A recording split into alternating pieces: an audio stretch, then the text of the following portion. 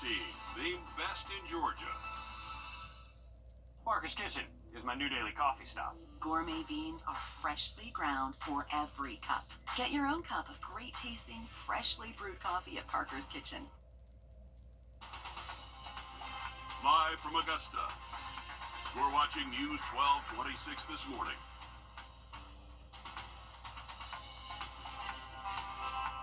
A call for action again this morning as Richmond County leaders prepare to continue taking count of people experiencing homelessness in the area, and your help is needed there at Augusta Rescue Mission. What you need to know beforehand, just ahead. Also today, another chance for you to share your thoughts on a statewide homestead exemption law, how it impacts your pockets when it comes to property taxes. A lot to get to this morning, but first, good morning. Thank you for joining us. I'm Nick Proto. And I'm Ashley Campbell. It is 6 o'clock on your Monday. We are off to a wet start. Yes, we are. The rain's been coming down since very early this morning. Kind of a 3-hour loop. Focal point right across I-20 north of Planter. 60-degree weather. A lot to talk about in that forecast coming up in just a bit. Rolling up on 6:02.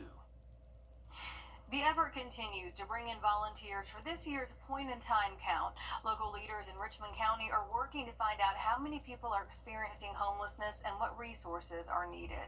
Your Taylor Martin is live in Richmond County right now with more on how local shelters are playing a role. Good morning, Taylor. Good morning, Ashley. Those involved say the face of homelessness is changing and the number is increasing. They're helping to work on solutions to an evolving problem, but it's more than just a head count.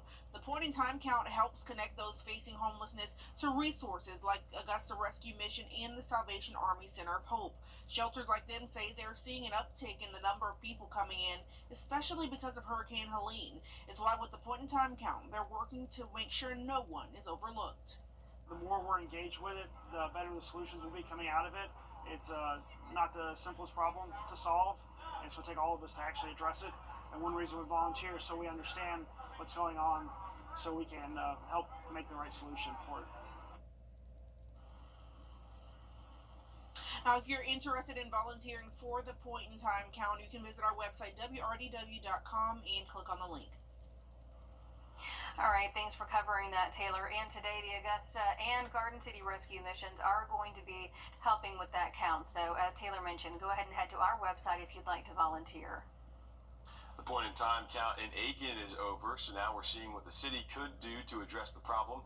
On Friday, the city manager told us the count's results will bring a better idea of where Aiken stands. Stuart Biedenbaugh says it could lead to affordable housing, reworking zoning ordinances, and partnering with agencies. One woman says she needs the city's future plans to reflect sooner rather than later. She says it's hard knowing the place she used to call home is getting harder for her and other families to live. It's still not really good programs, and it's heavily populated here, and everything is going up more than you're getting paid. City Council is in the early stages of possibly amending ordinances that would allow emergency transitional tiny homes. An update this morning to a story we first brought you as breaking news Friday morning. This man on your screen, 60-year-old James Cochran, is now in jail after being on the run for nearly a month. We told you he was wanted and considered armed and dangerous. Aiken County deputies say they arrested him last night after a foot chase. Now, this all started on December 31st when Wagner police pulled him over for an expired tag.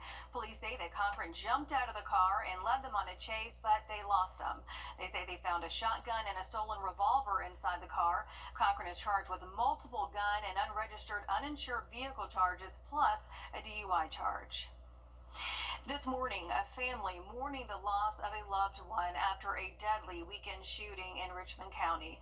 The Richmond County Coroner's Office naming the 30-year-old victim Devontae McLeod.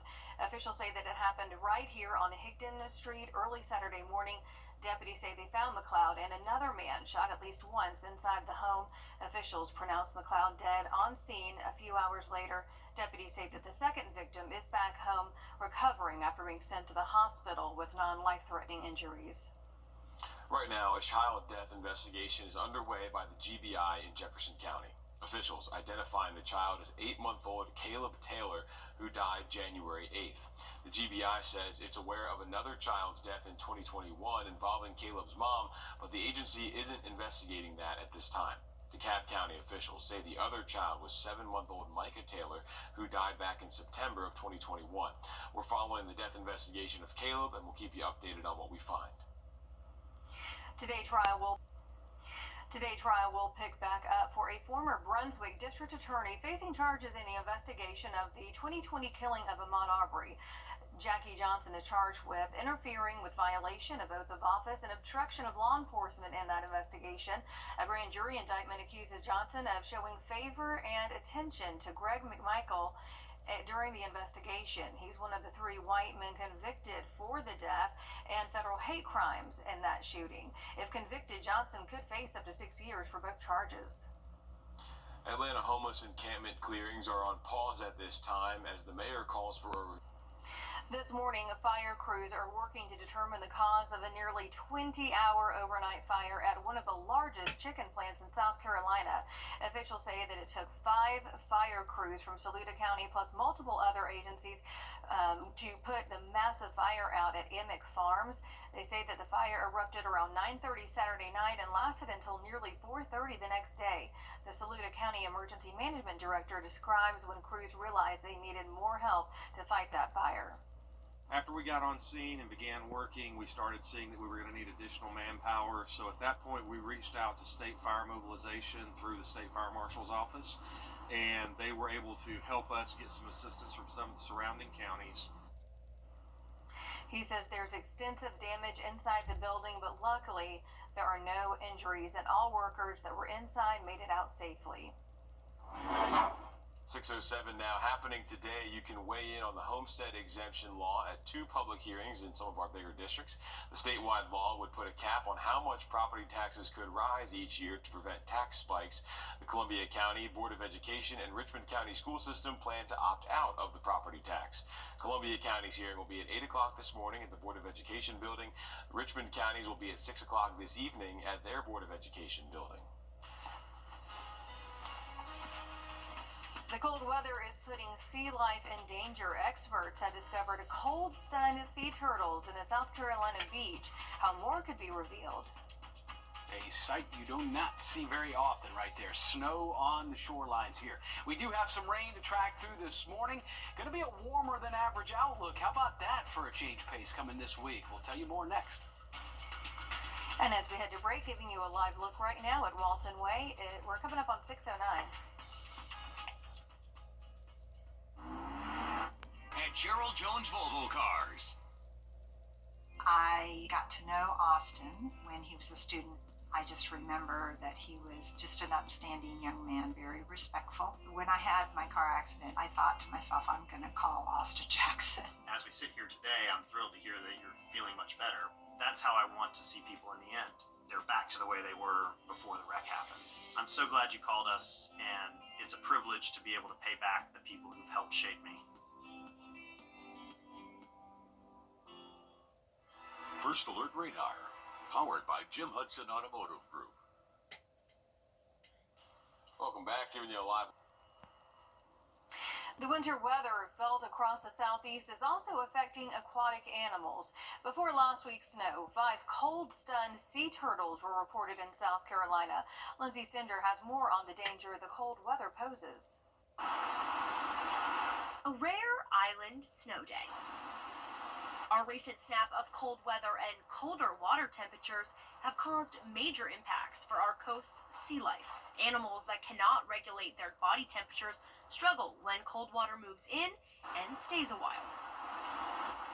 They'll be very immobile and floating on the surface, which is a vulnerable position for them. While Hilton Head Island and Tybee Island aren't often at risk for cold sea temperatures, this winter has been out of the ordinary.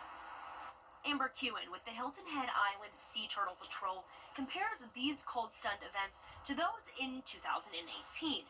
She says it's not the cold snaps that hurt the sea life, but the longer span of low temperatures.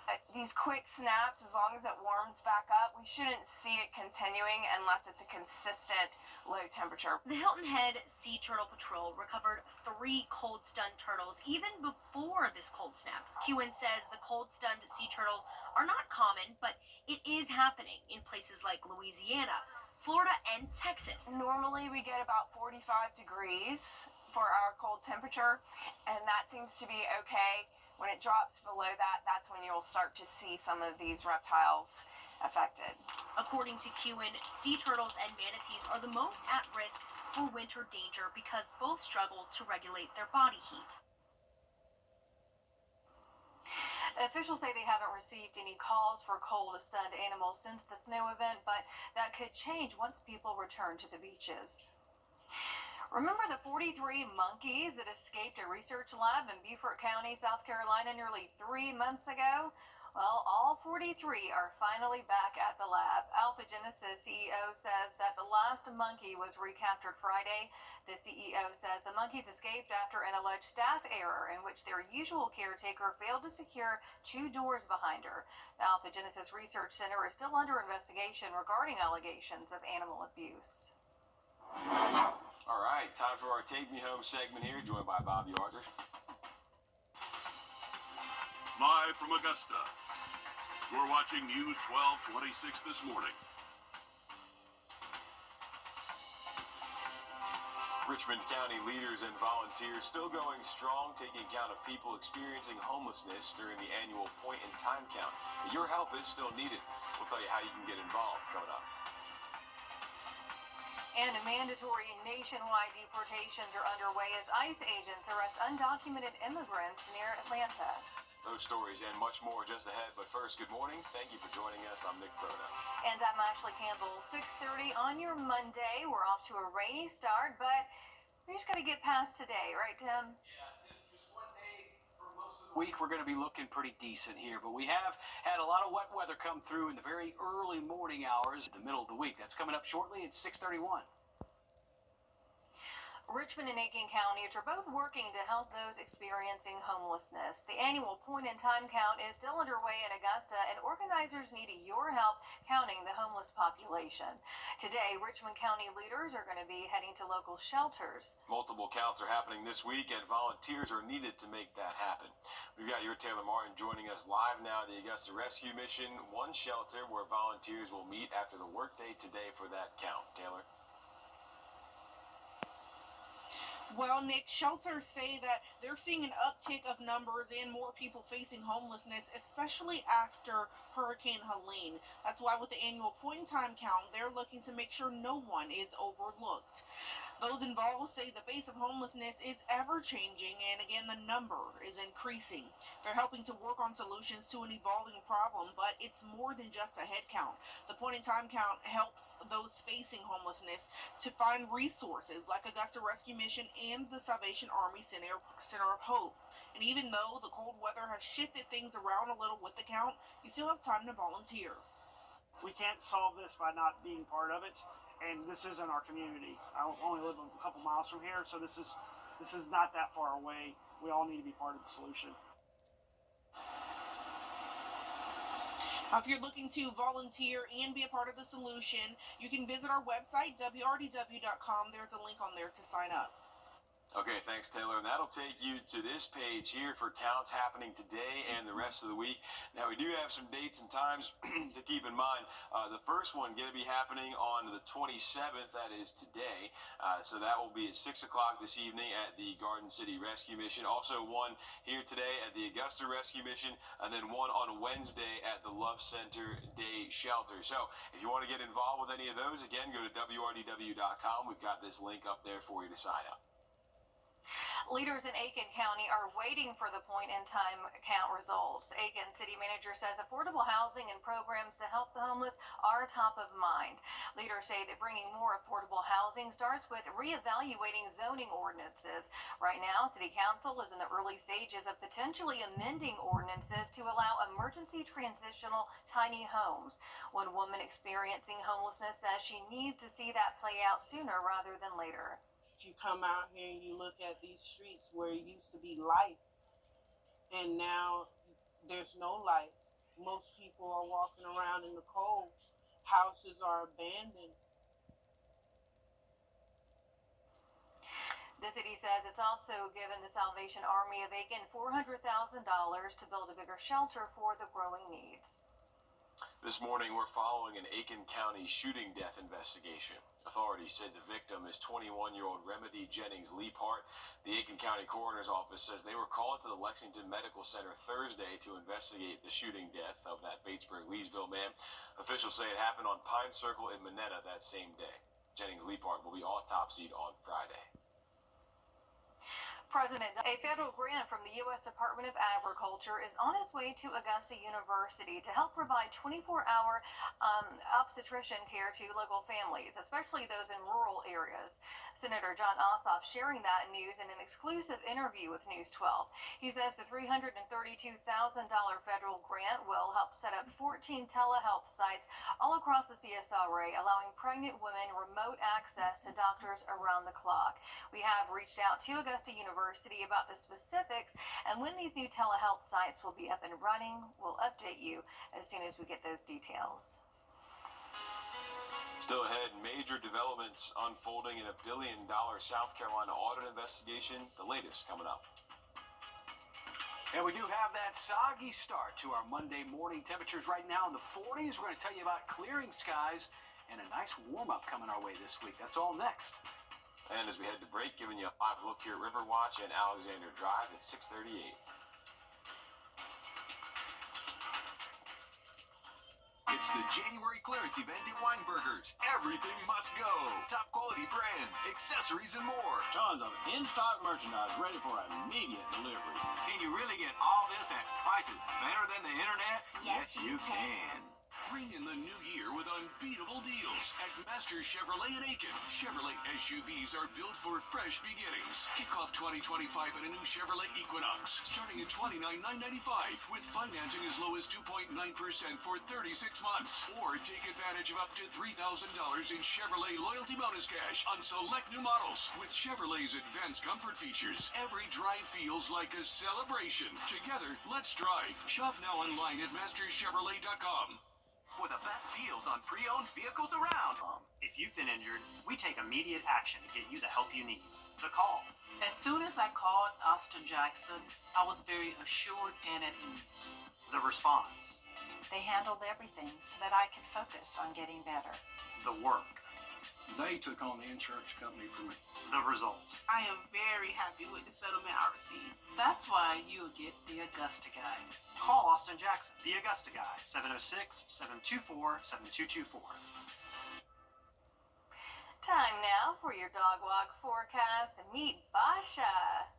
Hello there, Basha. Yeah, love the name and love the hair. A lot of puff there on that dog. Little cutie pie. And a good groomer. Oh, yeah. Definitely going to make you smile. Yeah, a little humid out there today, Tim. Maybe Yeah, it's going temperatures are standing to up flatten a bit. out with the rain, though, unfortunately, here this morning. Scattered showers with us in the upper 60s, 644. A multi-billion-dollar mishap has put South Carolina under federal investigation and now cost a top state financial official his job. We first told you about this development last week. State Auditor George Kennedy stepping down in the wake of a report that found nearly $2 billion believed to be sitting in state accounts was actually an accounting error.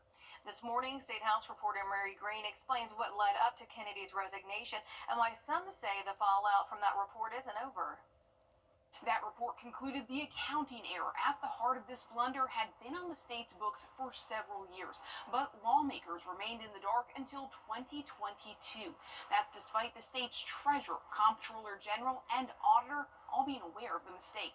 And Thursday, State Auditor George Kennedy sent his resignation letter to the State Fiscal Accountability Authority, a panel of South Carolina's top financial decision makers chaired by the governor. He said he believed it was in the best interest of his office to step down, effective immediately, and shortly after, Governor Henry McMaster accepted Kennedy's resignation. 2 days before that, state senators heard directly from the independent auditors who issued that report into the $1.8 billion discrepancy. They told senators Kennedy himself didn't conduct any audits on this matter, and that he didn't have much first-hand knowledge about it. Did he review his team's audit work on this situation?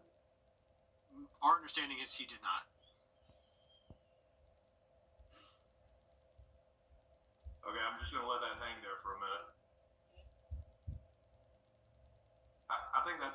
right now, Mr. Chairman. Thank you.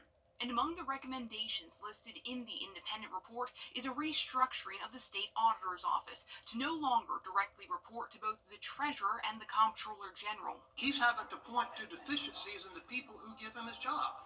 There's an inherent conflict there. Lawmakers agree the setup is clearly not working and say they intend to implement all the recommendations the report suggests. Kennedy's resignation means that 2 of South Carolina's 3 key financial players involved in this blunder have now stepped down, along with former Comptroller General Richard Ekstrom, who quit in 2023. That leaves just the state's elected treasurer, Curtis Loftus, in his role, and Loftus faces calls from some lawmakers to step down as well. But Loftus has remained adamant he sees no reason to do that.